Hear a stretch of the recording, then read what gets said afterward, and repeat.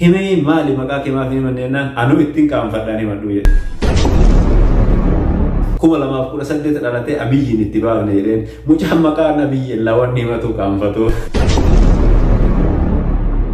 I am Oromo Faris. I am Oromo Faris. Jawar Oromo. Gocha rarawatuuf wanta bordhuuf tilmaamuun barbaachisaadha. Mee seenaa tokkoon isinii hima. Taatee 2018 ta'ee har'an tana seenaa biraa galmeesse tokko isinii hima.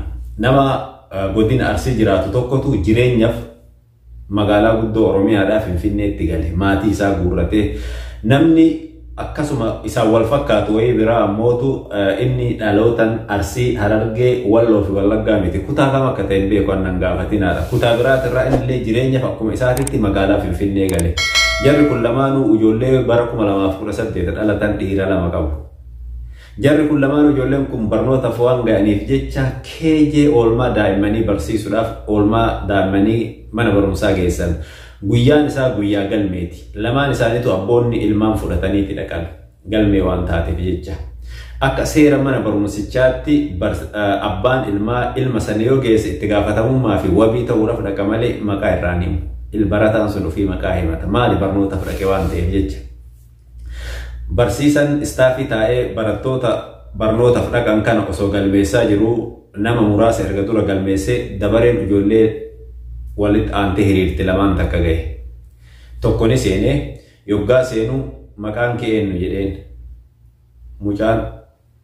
Mucaan yeroo seenu alumaa dallaa keessaa mayra lafaa buqqisee marga allaanduu jedhamu harka hidhatee harka lamaanittuu marga hidhatee osseene. Harka lamaanittuu marga hidhatee osseene mucaan kun. Maqaan kee eenyu jennaan jalaa jal'ise mucaan. Beebi maqaan kee eenyu jedheen jalaa jal'ise. Hin dhageettu gurraan jennaan nu malaalee sesseeqate. Maqaan kee eenyu jedheen irra deebi'ee jalaa dubbatuu dide. Amma barsiisan akka godhu wallaalee gaawaan galmeessu wallaalee mee abbee waliin dhuftaati gabbayii jedheen gabbaase mucaa kana osoo galmeessin jechuudha. Mucaan waan akka dubbatu harka lamaan irratti haada hidhateetuma marga hidhatee jechuudha. Akkanuma jedhee agarsiisa. Amma mucaan kun gabbaye dabareen itti aanu seeni jedhee yaame alaa. Barataan itti aanu osseeni.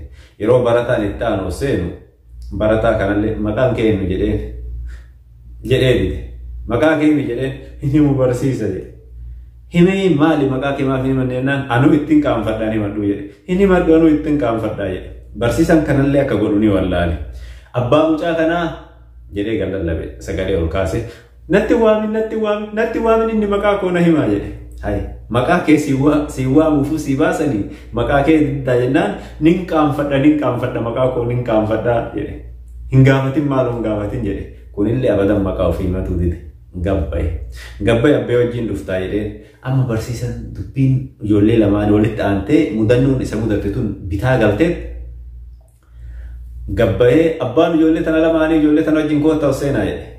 Amma wajji oseenan abboonni ijoollee lamaaniitu yoggaa wajji oseenan kunillee akkana naan jedhe isumaa himaa jiruuf daarektarri mana barumsichaa illee oseene ulaa dadha'ee nama furtaanii jarre jechuudha. Amma himuu fi eegale taate kana barsiisan kuni. Amma mucaan kuni ka duraa kun hin dubbatu ka harkarraa marga hidhatee qabu kuni. Amma abbaa gaafatan. Mucaan kee hin dubbatu barnoota fidde akkamitti barsiisina maqaa ofiillee himatu dide hin dubbatu akkanuma jedhaniin. Hayin dubbata mucaan kiyyaa haasawni isaa ka ajaa'ibaatii jedheen. Haa maqaa isaa nu himi jedhaniin. Dubbadhu jennaan mucaan dubbatu dide ammallee maqaa isaa nu himi jedhaniin. Yeroo maqaa isaa himan maqaan isaa Jawaarii mucaa. Amma barsiisan gaafii itti taate abbaan mucaa waan biraa yoo gaafatu mucaan ni dubbata. Garuu wayitii barsiisan gaafate san dubbatu dide akka nama afaan hin qabneetti hin dhageenyetti harkarraa marga ofitti hidheetiin marga jiidhaa kan harkatti hidhatee deema mucaan. Sun akkasi barsiisota lamaanuu gaa dubbiin bitaa galteet kan itti aanutti taran. Ati hoo maaf inni mannee mucaan kee maqaa himatu didaa jedhanii ni gaafatan. Haa mucaan kiyya akkamitti maqaa himatu dida gandattuu maqaa kanumaa yaamna jedheen. Nan himin abbaa maqaa kan haga jijjiiradhutti naa jijjiiri malee nan himinii jedhe. Dubbiin ajaa'ibdee maqaa kanumaa himati mucaan maqaa ofii maali damaa qaanfataa jedhan. Abbaan maqaan mucaa kiyyaallee qaaniin qabu bar 2018 dhalatee Abiyyiin itti baafne jedheen mucaan maqaan Abiyyi lawan himatu qaanfatu.